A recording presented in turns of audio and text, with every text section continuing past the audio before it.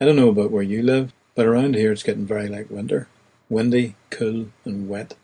The time of year to find a nice, cosy, warm spot and listen to some good music. Here in Belfast you can now choose from 2 monthly bluegrass sessions. Lots of Irish music, blues, rock, jazz, you name it.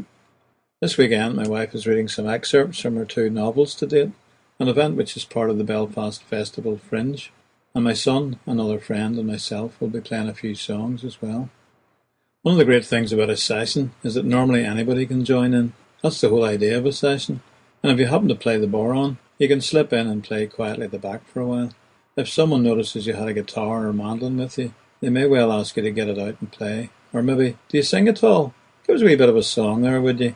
The next thing you know, you're part of things. That's only the way it should be, of course.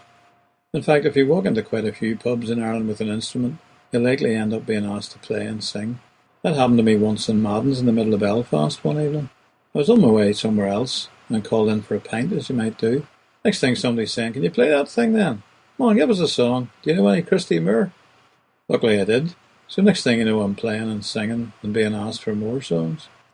One night, a few years ago, we had our boat moored in Ardglass, County Down, and had played with a few people the night before in the dock bar, including a local singer-guitarist and a visiting Dutch sailor on mandolin. The second night, my wife Jerry decided to stay on board and read, and I headed up to the pub just for half an hour or so. There was only myself, one guitar, and this local singer-guitar player John from the night before, but we kept taking turns with the guitar and singing a couple of songs, until eventually we must have sung nearly every song we knew between us. As one would play, the other would remember another song to add in. By the time we finished, the sun was shining brightly again, and there were only 2 other people left in the bar, the barman and the owner. The same sort of thing can happen to you anywhere, be it in Ireland or abroad.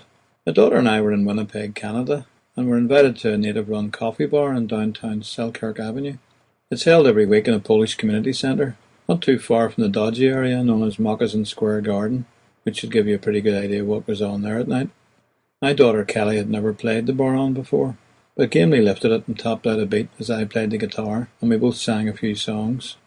It turned out that the Native Americans there were more into country and western than Irish music, which seemed the wrong way around to me.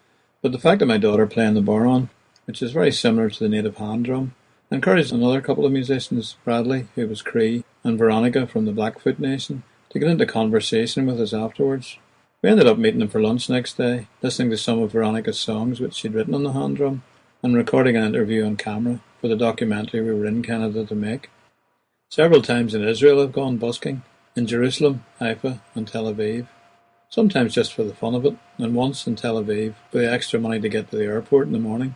Busking is quite common in Israel. Old men come out with fiddles and play classical music after the Shabbat is over on Saturday night. The best people to busk for are Israeli soldiers, who tend to look about 16 years old. They usually throw notes in your guitar case instead of coins. In Jerusalem once I remembered the Hebrew words of a psalm I'd learnt phonetically many years before. Hatishkachi Sha'ulah. The soldier came over and listened to me for a few seconds, then reported back to his mates. "This guy's playing the songs of David," which is basically folk music in Israel. I missed the train one night in Tel Aviv, and had to wait nearly 2 hours for another one, so I got the guitar out to work on a song idea I'd had in my head.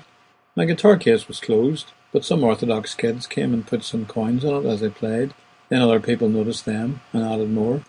The owner of the fresh juice stand sent a girl over to see if I knew any Pink Floyd, and then sent me over a large fruit smoothie as I sang "Wish You Were Here." By the time my train arrived, I'd collected up quite a few shekels.